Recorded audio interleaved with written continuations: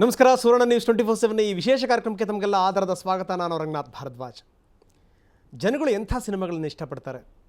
ಜನ ನಕ್ಕು ನಲಿಬೇಕು, ತಮ್ಮ ಚಿಂತೆಗಳೆಲ್ಲವೂ ಕೂಡ ಅಲ್ಲಿ ಮರೆಯಾಗಬೇಕು, ಮಾಯವಾಗಬೇಕು, ಅಂಥ ಸಿನಿಮಾಗಳನ್ನು ಇಷ್ಟಪಡ್ತಾರೆ. ಇಂಥ ಸಿನಿಮಾಗಳು ಅಂದಾಕ್ಷಣ ನನಗೆ ಗೊತ್ತಿದೆ, ನಿಮಗೆ ಜ್ಞಾಪಕ ಆಗುವಂಥ ಒಬ್ಬ ವ್ಯಕ್ತಿ ಹೆಸರು ಅಂದರೆ ಅದು ಜಗ್ಗೇಶ್. ನಿಜ, ಜಗ್ಗೇಶ್ ಮಹತ್ವಾಕಾಂಕ್ಷೆಯ ಚಿತ್ರ ಬಾಡಿಗಾರ್ಡ್ ಈಗ ಇನ್ನೇನು ಈ ಕೆಲವೇ ದಿನಗಳಲ್ಲಿ ಬಿಡುಗಡೆ ಆಗ್ತಾ ಇದೆ. ಬಹಳಷ್ಟು ನಿರೀಕ್ಷೆಗಳನ್ನು ಹುಟ್ಟುಹಾಕಿರುವಂಥ ಚಿತ್ರ ಬಾಡಿಗಾರ್ಡ್ ಬಗ್ಗೆ ಜಗ್ಗೇಶ್ ಏನಂತಾರೆ, ಜಗ್ಗೇಶ್ನ ನಿಜವಾದ ಹೀರೋಯಿನ್ ಏನಂತಾರೆ, ಆ ಚಿತ್ರದ ಹೀರೋಯಿನ್ಗಳು ಏನಂತಾರೆ, ಅದಕ್ಕೆ ಸಂಬಂಧಪಟ್ಟಂಥ ಈಗಿನ ವಿಶೇಷ ಕಾರ್ಯಕ್ರಮ ಅದು ಟೈಮ್ ಪಾಸ್ ವಿತ್ ಬಾಡಿಗಾರ್ಡ್.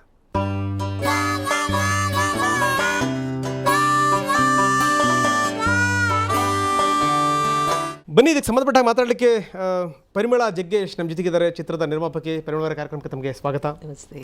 ಅದೇ ರೀತಿ ಚಿತ್ರದ ನಾಯಕ ನಟ ಜಗ್ಗೇಶ್ ನಮ್ಮ ಜೊತೆಗಿದ್ದಾರೆ. ಜಗ್ಗೇಶ್, ತಮಗೂ ಕೂಡ ಕಾರ್ಯಕ್ರಮಕ್ಕೆ ಅಸ್ಸಲಾಮು ಅಲೈಕುಂ. ನನ್ನ ಬಲಭಾಗದಲ್ಲಿದ್ದಾರೆ ಸ್ಫೂರ್ತಿ ಕೂಡ ಈ ಚಿತ್ರದ ನಾಯಕಿ. ಸ್ಫೂರ್ತಿ, ತಮಗೂ ಕೂಡ ಕಾರ್ಯಕ್ರಮಕ್ಕೆ ಸ್ವಾಗತ. ಮತ್ತೊಬ್ಬ ನಾಯಕಿ ಡೈಸಿ ಶಾ ನಮ್ಮ ಜೊತೆಗಿದ್ದಾರೆ. ಡೈಸಿ, ತಮಗೂ ಕೂಡ ಕಾರ್ಯಕ್ರಮಕ್ಕೆ ಸ್ವಾಗತ. ನನ್ನ ಮಾತುಕತೆ ಆರಂಭವಾಗುತ್ತೆ ಜಗ್ಗೇಶ್ ಅವರಿಂದ. ಜಗ್ಗೇಶ್, ನಾನು ಆರಂಭದಲ್ಲಿ ಒಂದು ಮಾತು ಹೇಳಿದೆ, ಚಿತ್ರದ ನಿರೀಕ್ಷೆಗಳು ಹೇಗಿರ್ತವೆ ಅಂದರೆ ನಿಮ್ಮ ಚಿತ್ರದ್ದು ನಕ್ಕು ನಲಿಬೇಕು ಅಂತ.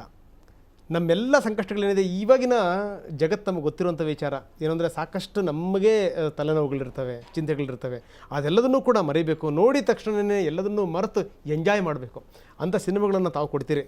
ಬಾಡಿಗಾರ್ಡ್ ಬಗ್ಗೆನೂ ಕೂಡ ಅಂಥದ್ದೇ ನಿರೀಕ್ಷೆಗಳಿದೆ ಅಂತ ಅಂದ್ಕೋತೀನಿ ನಾನು.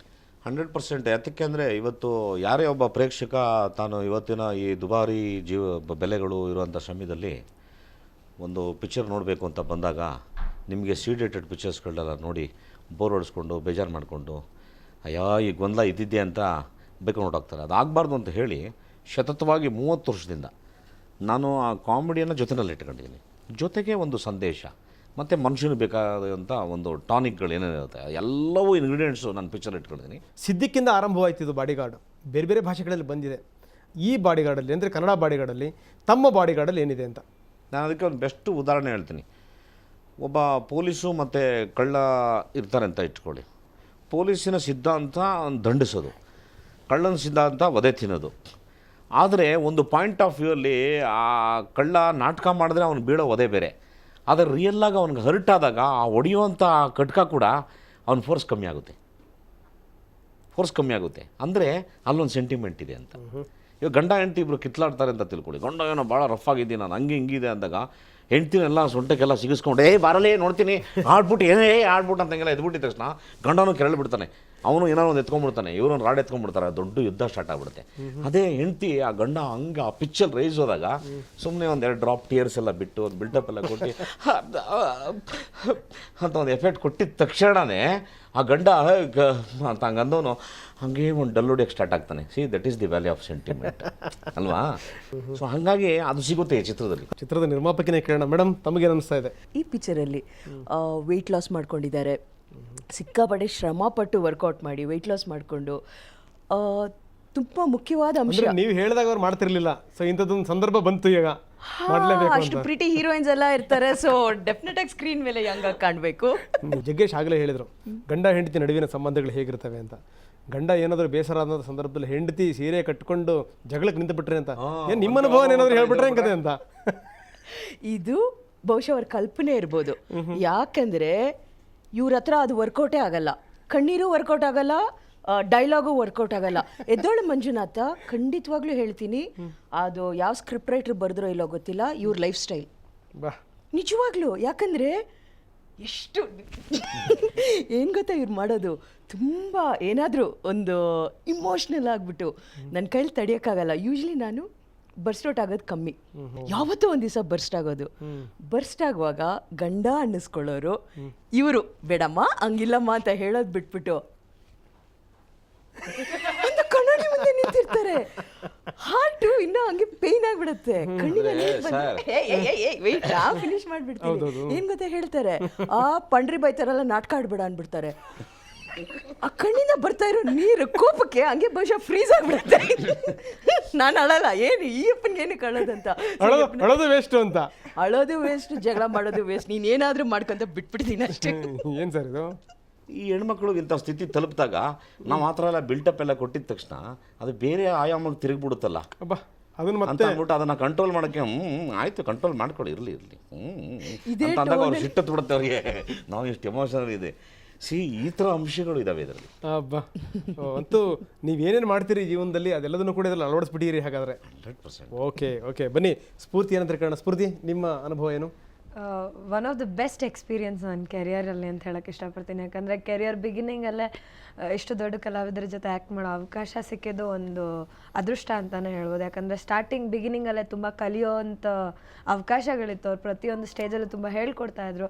ಜೊತೆಗೆ ಆನ್ ಸ್ಕ್ರೀನ್ ಎಷ್ಟು ಕಲ್ತಿದ್ದೀವಿ, ಆಫ್ ಸ್ಕ್ರೀನ್ ಅದ್ರ ಹತ್ರಷ್ಟು ಕಲ್ತಿದ್ದೀವಿ ನಾವಿಬ್ಬರು ಕೂಡ. ಯಾಕಂದರೆ ಪ್ರತಿಯೊಂದು ಶಾರ್ಟಲ್ಲೂ ಹೇಳ್ಕೊಡ್ತಾಯಿದ್ರು. ಆಮೇಲೆ ಆಫ್ ಸ್ಕ್ರೀನು ಹಿಂಗಿರಬೇಕು ಹಾಗಿರಬೇಕು. ಆ್ಯಂಡ್ ಜೊತೆಗೆ ಅವ್ರ ಜೊತೆ ಆಫ್ ಸ್ಕ್ರೀನ್ ಕುತ್ಕೊಳ್ಳೋದು ಒಂಥರ ಮಜಾ. ಇವಾಗ ಅವ್ರು ಹೇಗೆ ಮಾತಾಡ್ತಾರೆ, ಆಫ್ ಸ್ಕ್ರೀನ್ ಹಾಗೆ ಮಾತಾಡ್ತಾ ಇರ್ತಾರೆ. ಅದು ಎಲ್ಲಿಂದ ಡೈಲಾಗ್ ಹೇಳಿರ್ತಾರೆ, ಅದು ಎಲ್ಲಿಂದ ಏನು ಮಾತಾಡಿರ್ತಾರೆ ಗೊತ್ತಾಗಿರಲ್ಲ. ಸಡನ್ನಾಗಿ ಎಲ್ಲರೂ ನಗ್ತಾ ಇರ್ತೀವಿ. ಇಡೀ ಸೆಟ್ ನಗ್ನಗ್ತಾ ಅದು ಹೇಗೆ 30 days ಶೂಟ್ ಮಾಡಿದ್ವಿ ಅಂತ ಕಂಡು.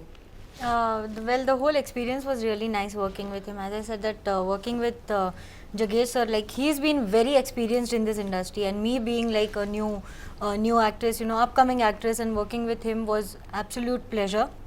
Another, he was the person like on the sets 24/7. He was the one who was supercharged. इनका बॉडी लैंग्वेज जो है ना, मैनरिज्म जो है ना, उसके बारे में क्या बोलते हैं आपको? Man, okay, well obviously कैमरे के सामने जब वो एक्ट करते थे, द बॉडीगार्ड का जो उनका जो बॉडी लैंग्वेज था वो था. But once the camera switch off, behind the camera ही is like you know joking, मतलब मस्ती चलती रहती थी उनकी. तो कभी ऐसा लगा नहीं कि yes, he had lots of tensions because being a producer also, he had to he had that tension that we have to finish the work on this time and this and that and all. But yet he was really cool with the S. Okay, ಮತ್ತಷ್ಟು ನಾನು ನಿಮ್ಮ ಜೊತೆಗೆ ಚರ್ಚೆ ಮಾಡ್ತೀನಿ. ಒಂದು ಸಣ್ಣ break ತಗೊಳ್ಳೋಣ. ಬ್ರೇಕ್ಗಿಂತ ಮೊದಲು ಚಿತ್ರದ ಒಂದಷ್ಟು ದೃಶ್ಯಗಳನ್ನು ನೋಡೋಣ. The whole play takes off from the funny test. Okay? I will repeat again.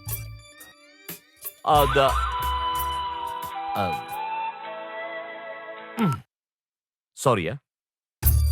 The whole play takes off from a funny test.